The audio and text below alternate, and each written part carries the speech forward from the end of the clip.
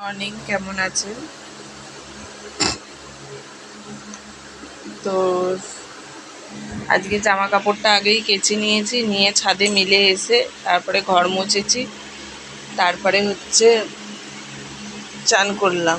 আজকে যত রাজ্যের ব্যায়ামের জামা কাপড়, গেঞ্জি, হ্যাঁ, তারপরে কালকে সব জল ঘেঁটে ঘেঁটে সব এসেছে ব্যায়াম থেকে, সেই সব জামা কাপড় সব রাখা ছিল, সেগুলো তো আর তুলে রাখা যায় না, নোংরা জল ওইগুলো।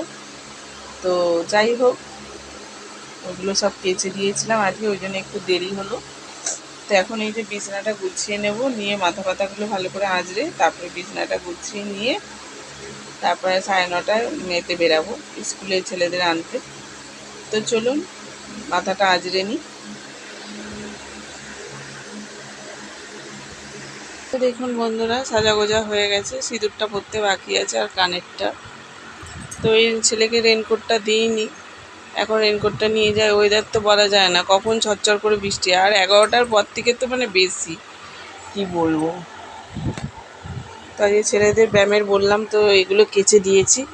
ওই জন্য লাফদড়িটা কাচা হয়নি, লাফদড়িটা আর কাঠের বেশি করি না, ধুয়ে দিই না, ওই জন্যে বলতে। তো চলুন বিছনার চাদরটা একটু পাল্টে নিই, কটা বাজে দেখি, 9:03 বাজে। এখানটা থাক, আগে রেনকোটটা ঢুকিয়ে নিই, নাহলে ব্যাস হয়ে গেল। রেনকোটটা গিয়ে ওদের ব্যাগে দিয়ে দেবো, আর এটা যে মিড ডে মিলে নিয়ে নেবো, নাহলে অসুবিধা।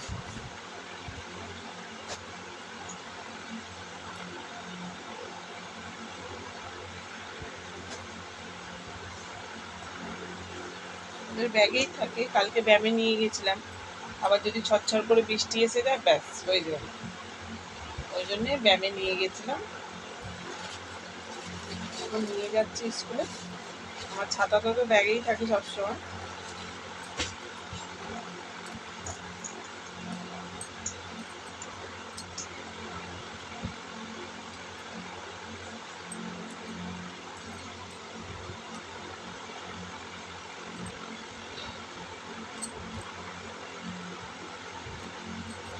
বিছনা চাদরটা একটু গুছিয়ে নিই, বালিশের চাদরটা একটু নোংরা হয়েছে, ভাবছি পাল্টে নিই।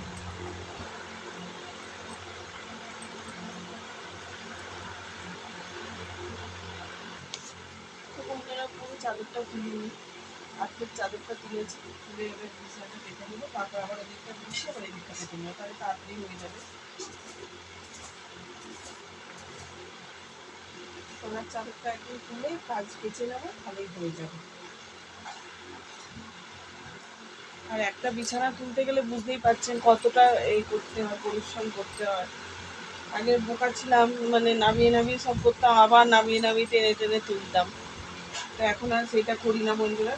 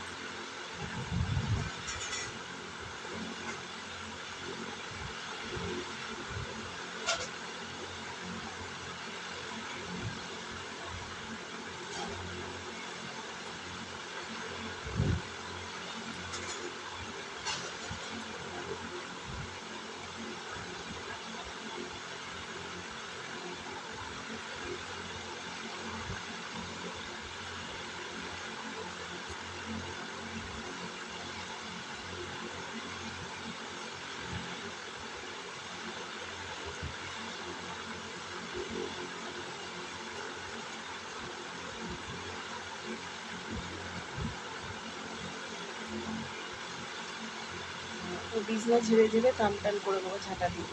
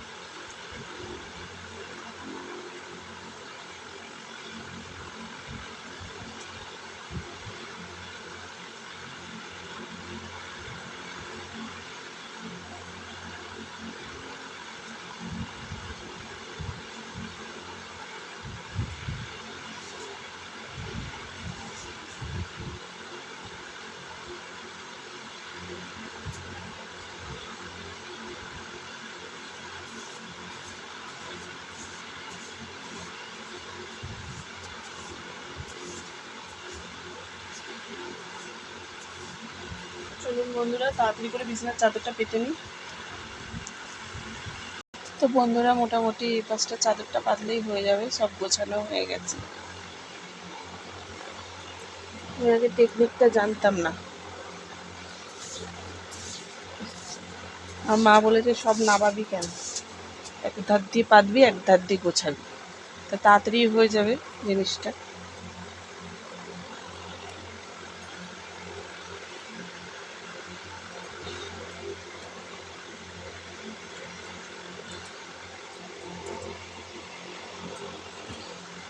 আর বাচ্চা কাচ্চার ঘরেতে বলবেন না, এখানে বিস্কুটের খোলা, ওখানে এর খোলা, ওখানে তার খোলা। উফ, কি বলবো।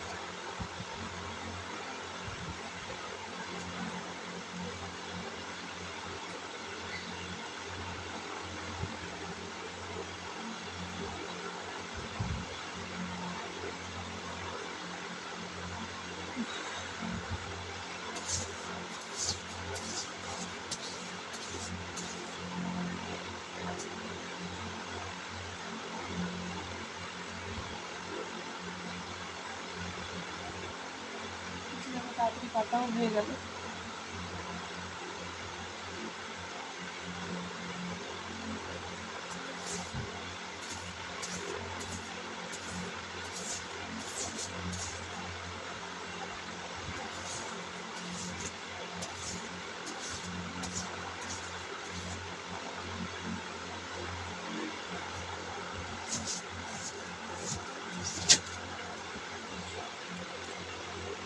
মানে একা না হলে একা এমনি করতে চায়।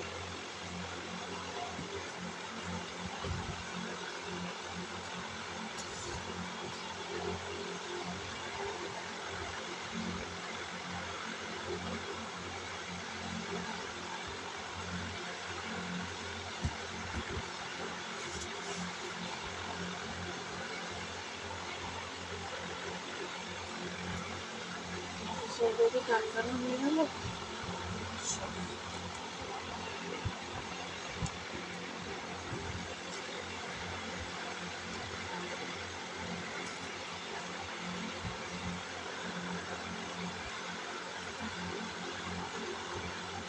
এবার শুধু বালিশের ওয়ারগুলো করালে দিয়ে দেবো, বিছানার চাদর গোছানো।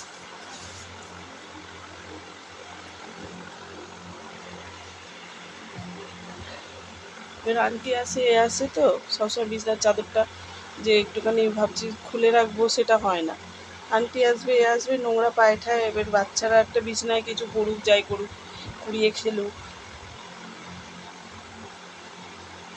ওই জন্যই তো মাদুরিটা ছেঁড়া হোক যাই হোক মাদুরিটা পেতে রাখি। ঘুমাতে গেলেও এ করলে তখন বিছানাটা ঝেড়ে নিই, ঝেড়ে নিয়ে একেবারে মাদুরিটা তুলে দিই।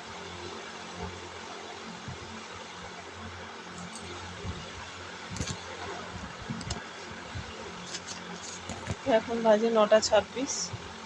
ভাবছি কত দেরি হয়ে গেল মনে হয়। দিয়ে এবার বালিশের ওয়ারটা পরিয়ে নিই, চলো।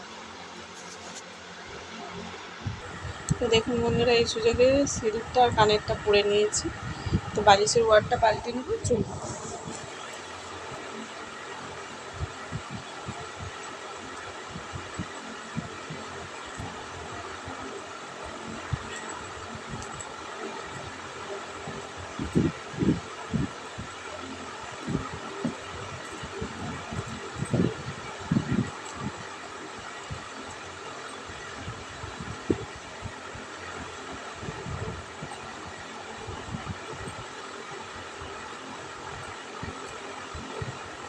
বালিশের ওয়ার আর নেই, একটাই কেনা আছে, এবার একটা কিনতে হবে।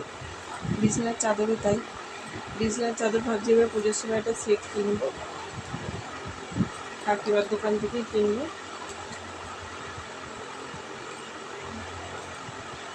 পুজোতে এবার ভাবছি জামা কাপড় নেবো না, একটা বিছানার চাদর নেবো।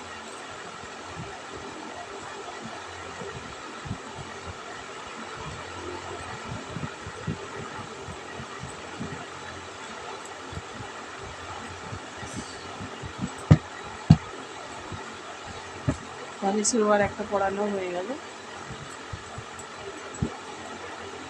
বিছানা বর্ষাকালে না মনে যেন সব ভিজে ভিজে লাগছে।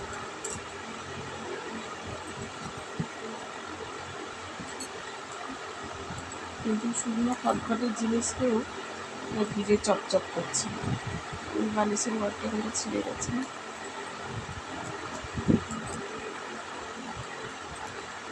বলবেন না, টেনে টেনে টেনে টেনে ছিঁড়ে দিয়েছে ছেলেরা আমার, সব টেনে টেনে ছিঁড়ে দেবে খালি। আর অনেক দিনের বালিশের ওয়ারগুলো আনতে গেলে তো ছিঁড়ে যাবেই, বলুন না। শুধু কেচে ভালো করে সুন্দর করে রাখি বলে তাই থাকে, মানে অন্য অন্য ঘরেতে আবার বলবেন না, এই কাচ্ছে এই ছিঁড়ে যাচ্ছে, এই কাচ্ছে এই ছিঁড়ে যাচ্ছে।